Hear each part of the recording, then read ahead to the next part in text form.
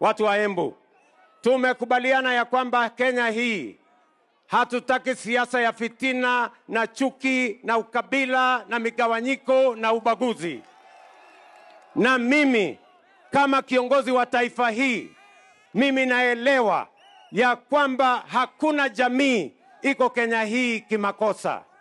Jamii zote ambazo ziko Kenya, mimi kama kiongozi wa taifa nitahakikisha ya kwamba nitaunganisha jamii zote, nitaunganisha counties zote, tuhakikishe ya kwamba Kenya inasonga mbele, na hatuwezi kutishwa na watu wa fitina na chuki na ukabila.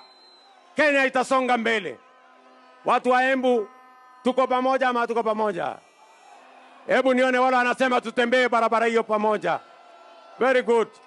Mimi nawashukuru kwa kunipatia huyu Profesa Kithure Kindiki. Huyu mungwana ni mtu wa bidii, ni mtu wa kujitolea, ni profesa amesoma, mungwana.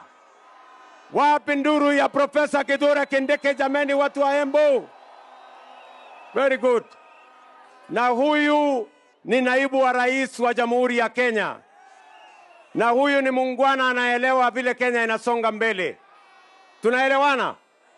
Huyu hana uchochezi, huyu hana fitina, huyu hana ukabila, huyu hana ubaguzi, ni mtu amesoma, ako na akili, anajua Kenya inaelekea wapi.